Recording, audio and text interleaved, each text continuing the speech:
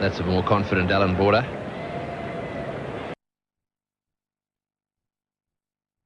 Border on 2 now, Valletta 16. 2 wickets fell before lunch, and we've had a wicket fall since the lunch break. Wood was out to a rearing delivery from Ambrose, which ended up going off the glove into the gully, which brought Border to the centre.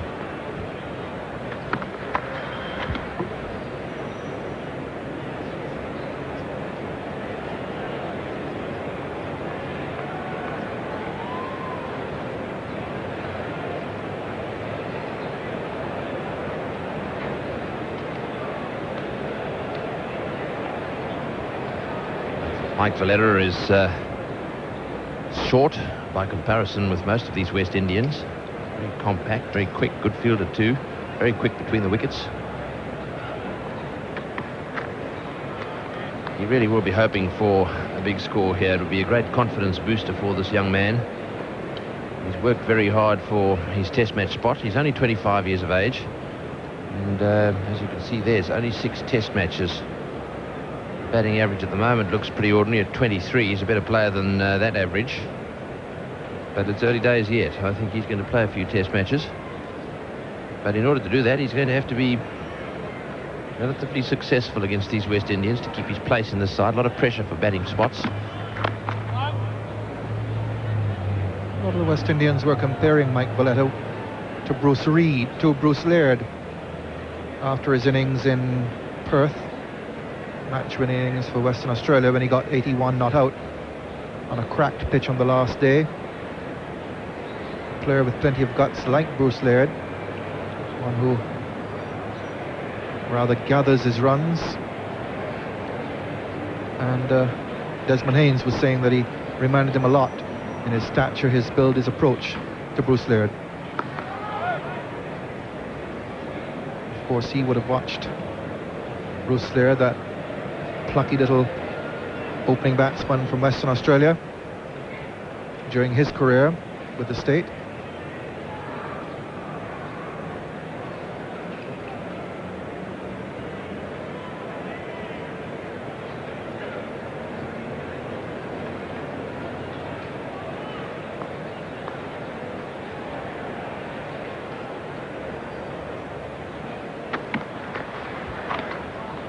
Marshall's full of interesting theories. That's the end of his over, 3 for 71.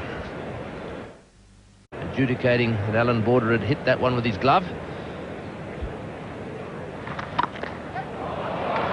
Well, he did well to reach that one. And he'll pick up 2 and possibly a third. They're coming for it. Very wide ball from Marshall, who really hasn't got any control at all in the second spell after lunch.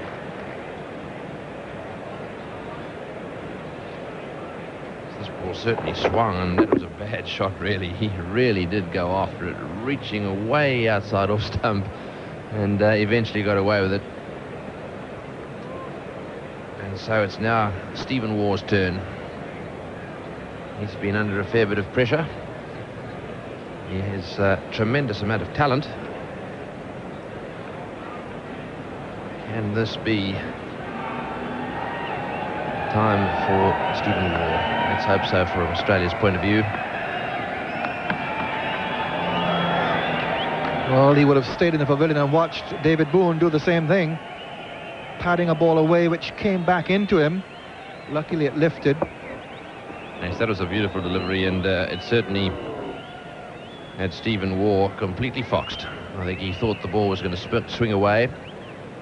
Having said that, there's always a little bit of bounce in these Australian wickets, and so it probably was going over the top anyhow.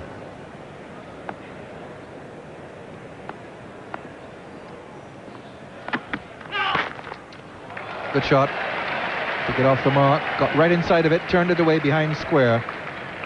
No ball called by umpire McConnell, and Stephen Waugh gets 2. So he's off the mark. Australia 4 for 81.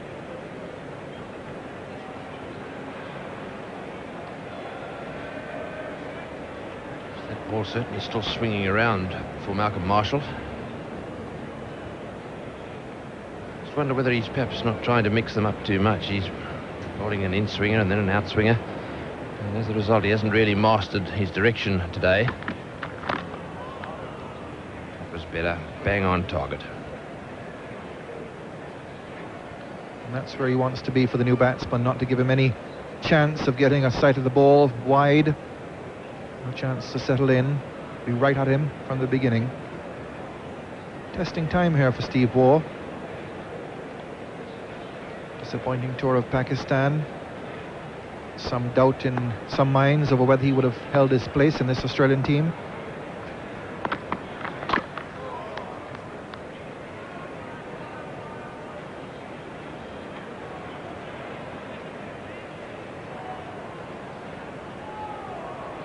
It's the overall record between these two teams. Balance has shifted appreciably in recent years. It was a long, long time before the West Indies even won a test series against Australia. In fact, 1965 was the first. West Indies have now won 9 of their last 16 tests. That's a beautiful delivery. It must have gone between the stumps. Dujon certainly thought it was bowled, and he fumbled it. That was a mere coat of varnish from the stumps. Did he nick this one? That's the question. I think he might have done. And if he did, he was dropped. But it was a little difficult to pick up there.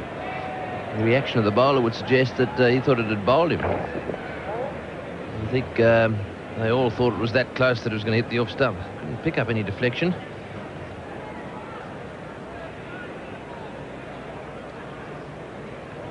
No buy signal, so the umpire probably thought he hit it. 4 for 82.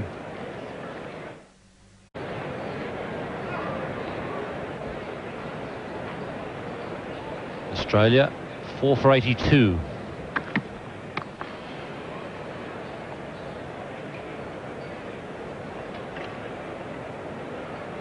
Richie Benno just mentioned it's been a good spell from Curtly Ambrose. His spell since lunch, 5 overs, 3 maidens, 2 for 8. In all, his figures show 3 for 26. He got Geoffrey Marsh out just before lunch. That was his first wicket. 2 for 8 from 5 since lunch.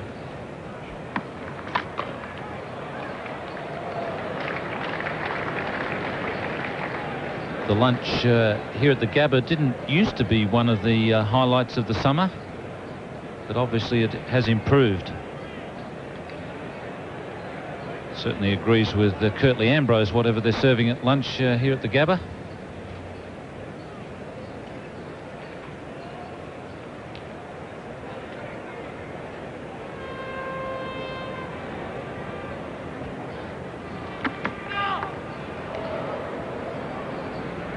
No ball called.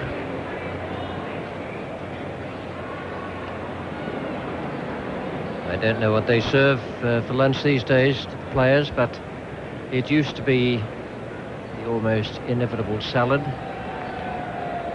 and little tinned fruit and some custard or ice cream, something like that. Some players don't bother eating lunch.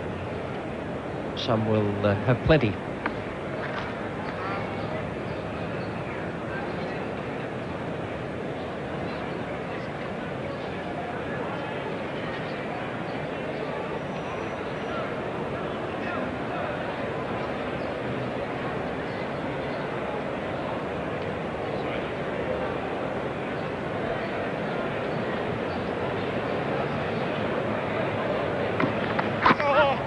Beautifully bowled. Almost did him with the inducker, and Marshall was half up there. A lovely piece of bowling. This is a very thoughtful bowler as well as a very fast bowler, Malcolm Marshall. Heard Bob Willis talk about him this morning, saying that he swings the ball both ways. He's got a good slower delivery. He's got a good bouncer. And he can bowl exceptionally fast. He's certainly got everything in the armoury.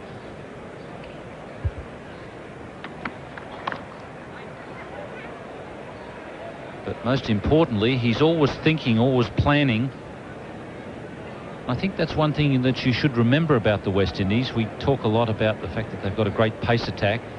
They've blasted many teams out over the years, but they still work on that simple basis of try and find the batsman's weakness and then bowl as many balls as they possibly can in that area and back them up with catching fieldsmen.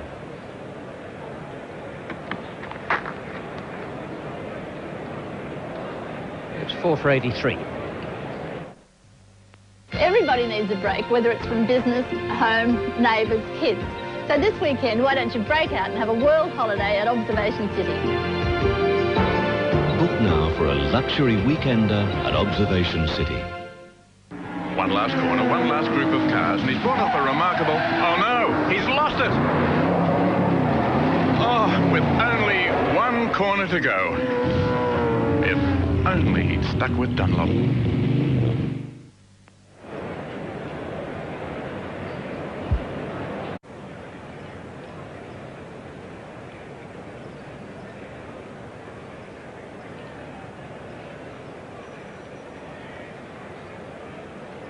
.38 overs gone.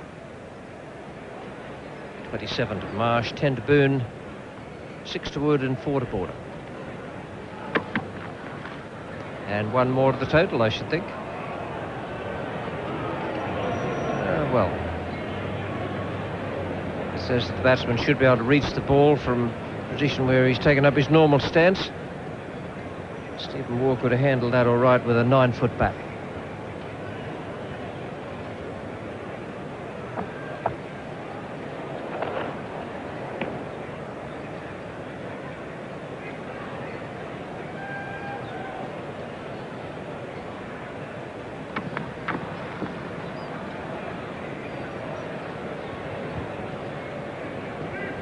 Been around for a while, Stephen Waugh, although he's only 23 years of age. He's played in 22 test matches. He's got 750s, but hasn't yet made a test century. Says it doesn't bother him, except when people ask him why he hasn't made a test century. 79 not out as his top score. He could perhaps answer that I was well on my way to 100 against England at the Adelaide Oval in 86-87, and they declared on me. Oh, goodbye, goodbye. No question about that. And it's, again, a super piece of bowling, because he bowled that one that was very wide, that was the outswinger. Then he bowled a second outswinger. Now, Waugh may have thought the third outswinger was coming, but if so, he made a small clerical error. Yes, that was plumb. Absolutely no doubt about that at all. Umpire Peter McConnell gives his second LBW with the batsman padding up for the day. Malcolm Marshall has claimed both of them. Australia now 5 down for 86.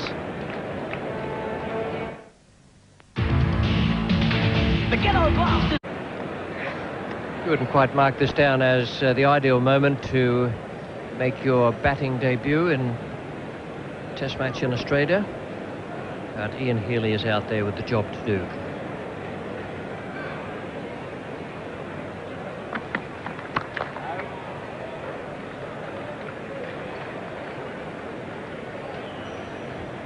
Malcolm Marshall has 2 wickets, both of them LBW, both of them with the batsman padding up, not playing a shot. Why batsmen would choose to do that when they know that this man has a marvellous in-swinger,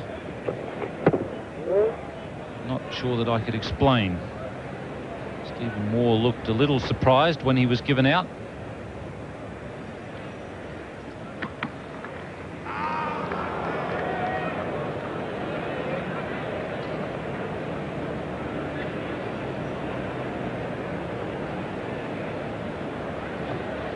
Beautiful outswinger on this occasion.